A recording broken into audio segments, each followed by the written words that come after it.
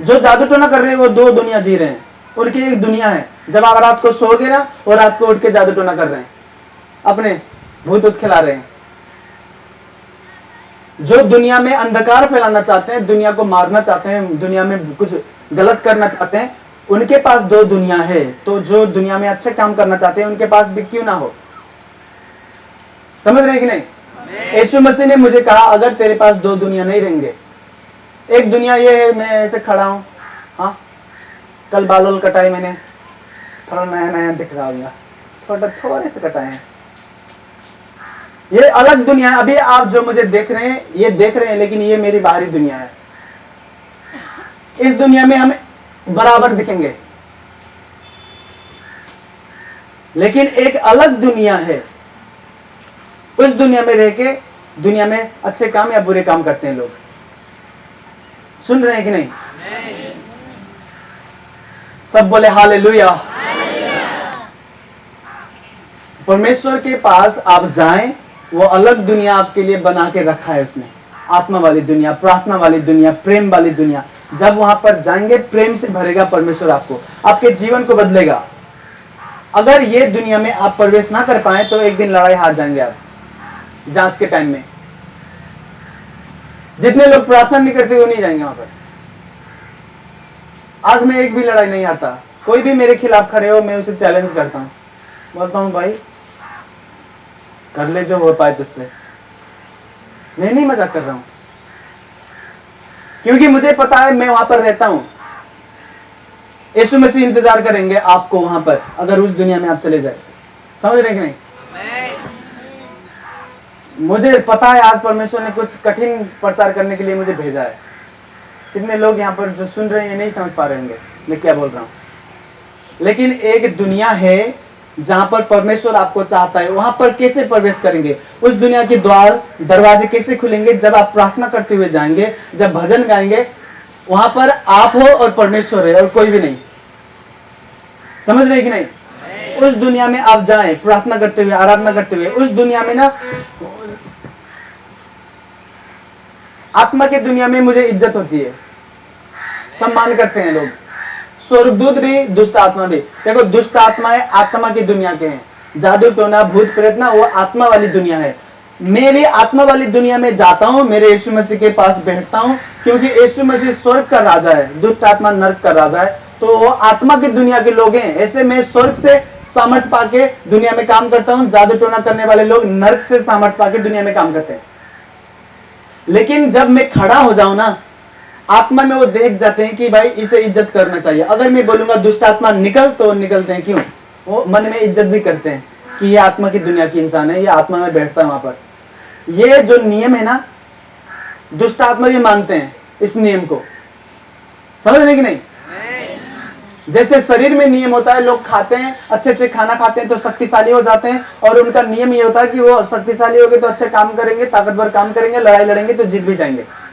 ऐसे आत्मा में भी नियम है, लेकिन वो आत्मा वाली नियम आत्मा में जाके पाओगे आप, प्रार्थना करते हुए, बाइबल पढ़ते हुए। हर इंसान वहां पर जाए और वहां पर बैठे हर रोज। कोई आधा घंटा बैठ सकता है प्रार्थना में, कोई 1 घंटा। प्रार्थना बस प्रार्थना नहीं है। आजकल लोग ऐसे करते हैं प्रार्थना, बताऊं मैं नहीं बताता, फिर आप हंसेंगे। हाँ परमेश्वर, हाँ हमरे लोग के मिटवा दा, हमारे भाई के मिटवा दा। आपको लगता है प्रार्थना करना बस शब्द है, आपको लगता है बस बोल रहे हैं आप, बस वो सुन रहा है कोई बैठ के। दुनिया है, ये संसार है। समझ रहे? प्रार्थना जब आप जान जाओ कि ये अलग संसार है, तो फिर आपके जीवन में जो सामर्थ भेजेगा परमेश्वर ना, प्रार्थना बस बरबराना नहीं है। प्रार्थना बस बैठ के बोलते हैं लोग और छोटे मोटे चमत्कार हो जाते हैं, उसी में खुश रहते हैं। प्रार्थना एक दुनिया है, बाइबल पढ़नी एक दुनिया है, आराधना करना एक दुनिया है, आत्मा वाली दुनिया।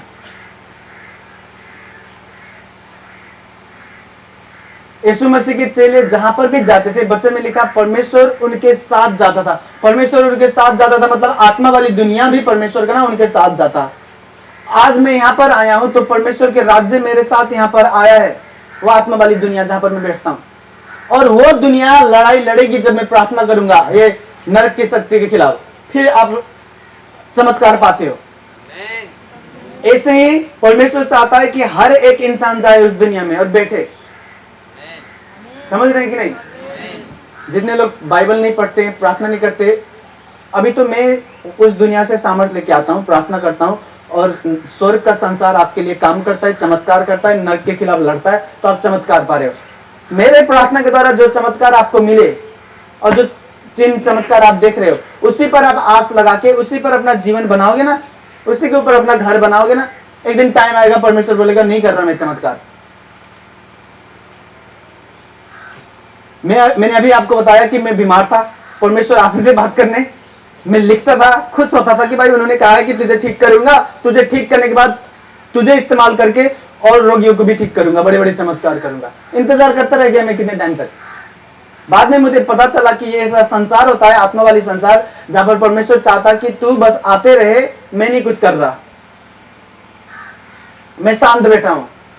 कभी कभी परमेश्वर शांत बैठेगा, ना चमत्कार करेगा, ना रोगी ठीक करेगा, आपके जीवन में शांत बैठेगा, लेकिन उसके जेल में कर रहा है, उसके जेल में शांत बैठ रहा है तो इसके जेल में कर रहा है। ऐसे टाइम होते हैं। इस टाइम को ना पार करने के लिए आपको चाहिए अंदर वाली दुनिया, प्रार्थना की दुनिया, प्रार्थना की संसार। अगर उस दुनिया को आप पार कर गए तो हर हफ्ते, हर दिन, हर कभी भी चमत्कार हो सकते हैं। अगर उस जांच वाले टाइम को आप जीत गए तो। सुन रहे हैं कि नहीं? एक परमेश्वर का दास था अब्राहम। अभी मैं प्रार्थना कर रहा हूं, इसके बाद ध्यान से सुना, फिर चमत्कार होंगे, ध्यान देना है आपको वचन के। अब्राहम को परमेश्वर ने बोला, उसके बच्चे नहीं थे, शादी के 25 साल हो गए।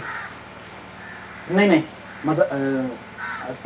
मैं उसके बच्चे नहीं थे, परमेश्वर ने उसको बुलाया कि मैं तुझे बच्चा दूंगा। परमेश्वर ने बुलाने के बाद जब यीशु मसीह में वो गया और यीशु मसीह के बताए रास्ते से चलता था, 25 साल हो गए यीशु मसीह के पीछे जाते हुए, बच्चे नहीं अभी तक। शादी के कितने साल हो गए थे, बूढ़ा होने लगा वो। परमेश्वर ने कहा कि भाई तेरे बच्चे हो जाएंगे, तू मेरे बताए रास्ते पर चल। दर्शन में बातें की, यीशु मसीह को देखा उसने कहा हाँ ये जिंदा खुदा, ये देगा मुझे बच्चा।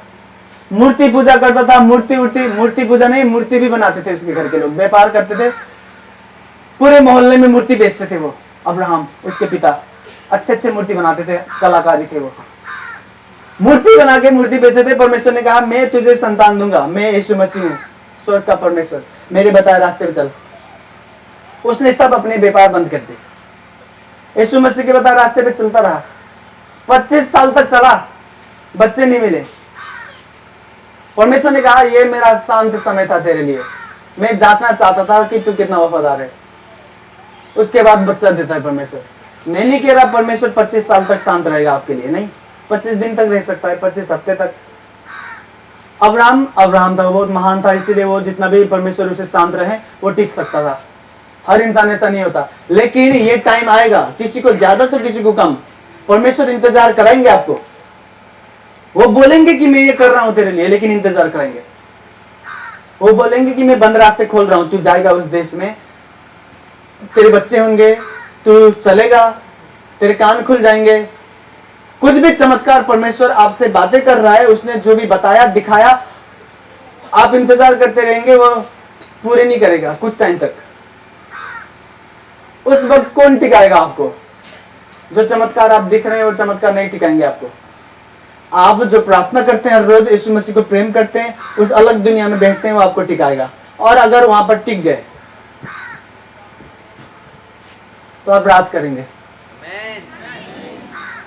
कहने में बस ये कहने के लिए बस नहीं कह रहा मैं, सच में आप राज करेंगे, क्योंकि मैं वहां पर टिका रहा। जब परमेश्वर ने कहा कि तू चमत्कार पाएगा, तेरे पेट ठीक हो जाएंगे, तो तू प्रार्थना करेगा, दूसरे लोग भी ठीक हो जाएंगे, चमत्कार बड़े बड़े पाएंगे दूसरे लोग भी। मैंने लिख रखा है वो, अभी तक है वो, बहुत पुराने नोट है मेरे।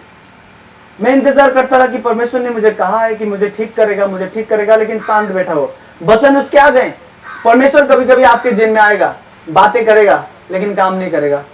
बोलेगा बस कि मैं ये कर रहा हूँ, वो कर रहा हूँ, चमत्कार दे रहा हूँ, बंद रास्ते खोल रहा हूँ। आप लिखते रहोगे, वो बोलता रहेगा, लेकिन करेगा नहीं, क्योंकि शांत टाइम है। वो कुछ दिन तक टिका रहेगा वहीं पर, बोलेगा मैं शांत हूं, देखता हूं तू टिकेगा कि नहीं। सुन रहे हैं कि नहीं? और जब परमेश्वर मेरे जीवन में शांत था, मैं टिका रहा, और उसके बाद ये देख रहे हैं आप, अभी मैं करके जोर से सांस भी लूंगा, इसमें से चमत्कार कर देंगे यहाँ पे। मैं मजाक नहीं कर रहा।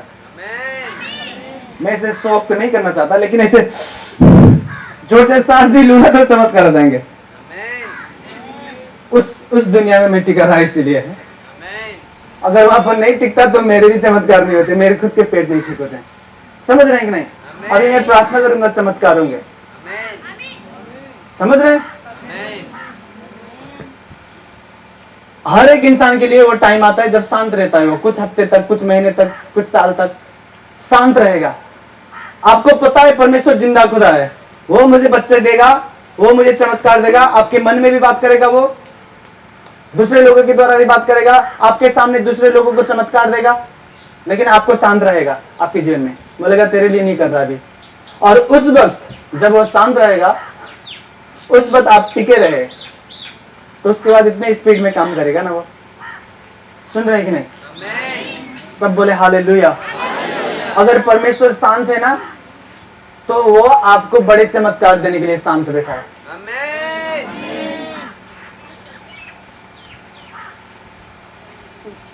आज वहां पर कहीं पर एक प्रचार हो रहा था, फिर चुनाव होंगे ना, आपको पता है कि नहीं? ये लोकल वाले चुनाव नहीं जो पिछले बार हुए थे, तो कोई प्रचार कर रहा था वहां पर, और हम आ रहे थे तो उसने किताब ले रखे थे, काफी कैसे पढ़ रहा था वो, ऐसे मतलब ये बना देंगे, वो कर देंगे, हमने ये किया है, वो जो किया है उसने वो भी पढ़ रहा था कि हमने यो करेगा, तो मतलब वो पढ़ पढ़ के बता रहे थे। मेरे पास लोग आते हैं, बोलते हैं, एक भाई आया था, एक नहीं बहुत ज्यादा लोग आए थे, लेकिन कितने लोग होते हैं बोलते हैं कि जो आप प्रचार करते हो बिना देखे आप प्रचार करते हो, आपको याद रहता है वो सब, और बोलते हैं आप जो प्रार्थना करते हो, जो बड़े बड़े चमत्कार होते हो, नेपाल में अभी तक हुआ नहीं ऐसा जो आपके जीवन में हो रहा है। आते हैं लोग ऐसे बोले, बड़े बड़े लोग आते हैं, बड़े बड़े पास्टर खुदा के दास आते हैं, बोलते हैं जो चमत्कार आपके जीवन से हो रहा है नेपाल में, वो कभी तक अभी तक हुआ नहीं था नेपाल में। दूसरे लोग विदेश से आते थे, वो चमत्कार करने के लिए प्रार्थना करते थे, तभी होता था ऐसा, नेपाल में ही ऐसा चमत्कार नहीं हुआ। वो मेरे पास आके बोलते हैं, और मैं अपने मन में बातें करता हूँ। मन में क्या बातें करता हूँ? मन में बोलता हूँ कि अगर मैं उस टाइम पर नहीं टिका रहता जब परमेश्वर शांत था, उस टाइम मैंने परमेश्वर को छोड़ा नहीं, प्रेम करता रहा, उसके पीछे आता रहा, मैं टिका रहा, इसीलिए वो चमत्कार कर रहा है। काफी लोग नहीं टिक पाते हैं, हड़बड़ी में रहते हैं, यहाँ पर काम नहीं बना तो चले दूसरे के यहाँ। अगर लेकिन आप टिक गए शांत समय में, जब परमेश्वर शांत है ना, चुपचाप बैठा है, बस बात नहीं करता है, काम नहीं करता, उस टाइम पर आप टिक गए तो उसके बाद बातें नहीं करेगा वो, बस काम करेगा। उसके एक टाइम होते हैं जब आके खड़े होके बस बातें करता है, आप सुनते रहते हो और इंतजार करते हो, बोलता जाता है, करता कुछ नहीं। उसके बाद अगला सीजन आता है, मौसम बदलने की तरह वो भी बदलता है, बोलने के टाइम उसके खत्म, उसके बाद जो भी बोला वो सारे पूरे करेगा अगले सीजन में। समझ रहे हैं कि नहीं? तो आपने क्या करना है? मन को तैयार करना है और वो दुनिया में बैठना है, प्रार्थना वाली दुनिया में। जब प्रार्थना करेंगे ये सोचना कि ये संसार है, आत्मा की संसार। ऐसे नहीं कि भाई जा रहे हैं तो ऐसे बोल के निकल जाएंगे, हे परमेश्वर ये कर दो, वो कर दो, हाँ जी ये कर दो, ये भी करो, वो ना। प्रार्थना करते हैं आपके मन में आपने ये सोचना है कि मैं अलग दुनिया में भी हूँ, आत्मा की दुनिया में। आहिस्ता आहिस्ता धीरे धीरे आपको परमेश्वर आंखें खोलेगा, आपके पवित्र आत्मा के द्वारा आप स्वर्गदूत देखेंगे, बड़े बड़े चमत्कार होते हुए अपने भविष्य भी देखने लगेंगे आप। समझ रहे हैं? लेकिन आपको बैठना है उस दुनिया में, प्रार्थना करते हुए, आराधना करते हुए। सुन रहे हैं कि नहीं? मेरे साथ बोले, परमेश्वर कभी कभी बस बातें करता है, काम नहीं करता, लेकिन उसके बाद जो टिका रहा उसके लिए बातें नहीं करेगा, बस काम करेगा। सब बोले आमीन।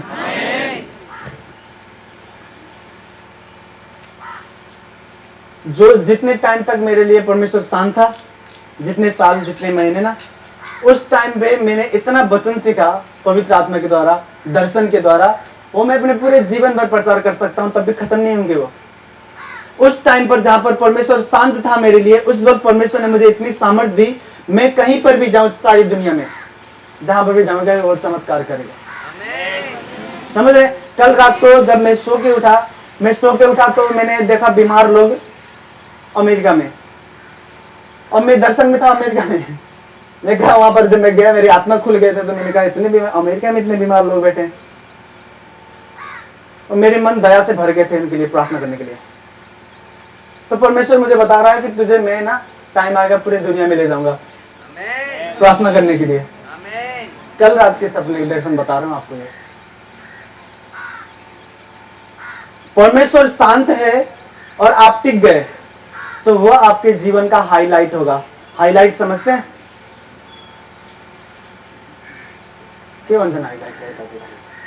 आपके जीवन का सबसे खास चीज होगा, सबसे खास, सबसे महत्वपूर्ण चीज।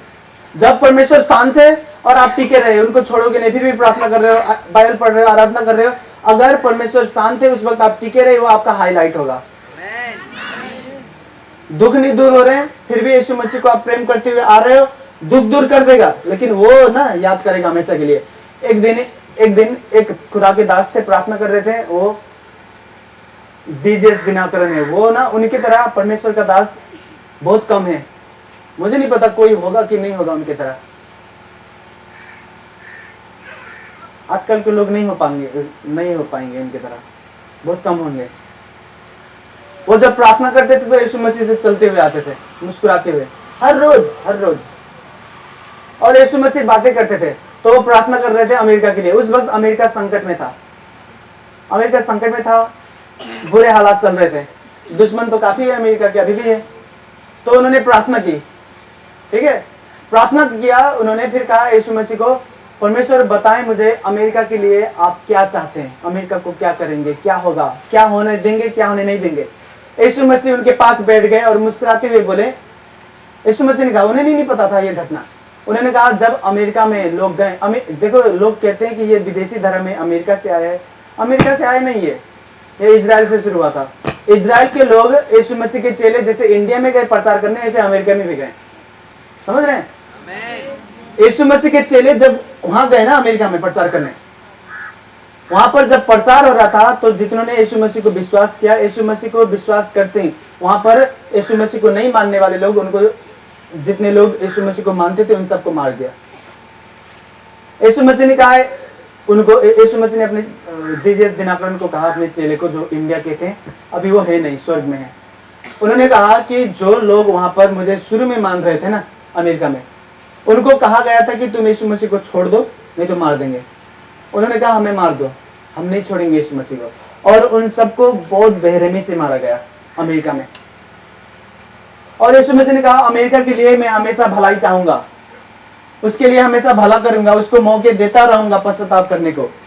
अमेरिका में बड़े बड़े खुदा के दास को भेजता रहूंगा, क्योंकि वहां के लोग जो शुरू में यीशु मसीह को मान रहे थे उनको कष्ट हुआ। कष्ट होते वक्त भी उन्होंने मुझे छोड़ा नहीं। हजारों साल की बात है ये, हजारों साल पहले जब लोगों को कष्ट हो रहे थे यीशु मसीह को मानने वाले को, लेकिन वो मर गए, लेकिन यीशु मसीह को छोड़ा नहीं। उसको अभी तक यीशु मसीह याद कर रहा है। हाईलाइट का मतलब यही है, आपके जीवन का खास चीज। जब आप दुख में, परमेश्वर शांत बैठा है, आपको बचा नहीं रहा, चमत्कार नहीं कर रहा, आपके सामने कितने लोगों को ठीक कर रहा है लेकिन आपको नहीं ठीक कर रहा, शांत है, शांत बैठा है, फिर भी आप उनको प्रेम करते हो, प्रार्थना करते हो, उनके पीछे जाते हो, उसके बाद हाईलाइट शुरू होते हैं। कितने भी लोग आपके खिलाफ खड़े हो, आपके खिलाफ लोग खड़े होंगे ना, तो आप क्यों नहीं डरोगे? बताए, आपको पता चलेगा कि भाई मैं इतना बीमार था फिर भी मैंने यीशु मसीह को छोड़ा नहीं, यीशु मसीह भी मुझे नहीं छोड़ेंगे, हारने ही नहीं देंगे मुझे। इसको आप समझोगे, ये हाईलाइट है।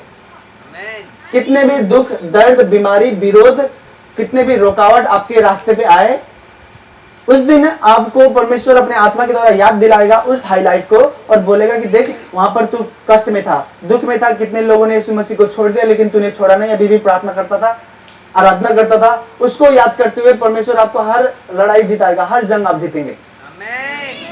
समझ रहे हैं? बताने की जरूरत नहीं है, लेकिन हर एक के जीवन में परमेश्वर कभी ना कभी शांत बैठता है जांचने के लिए। अगर वो शांत बैठा और आप प्रेम करते रहे, आराधना करते रहे, चमत्कार मिला नहीं फिर भी उसके पीछे आते रहे, तो हाईलाइट बनेगा। जो हाईलाइट बनेंगे लाइफ टाइम तक, वो आपको फल देगा। सुन रहे हैं कि नहीं? मेरे जीवन में मैंने बना लिया है, कोई शत्रु नहीं है मेरा जो मुझे हरा पाए। जो मुझसे झगड़ने आते हैं, लड़ने आते हैं, बोलते भाई ये कर देंगे वो, मैं अपने बाप को भी लेके आ, ऐसे बोलता हूँ मैं, बस मत माना, अपने बाप दादा सबको लेके आ, फिर देख तू मुझे हरा सकता है। फिर वो कोई नहीं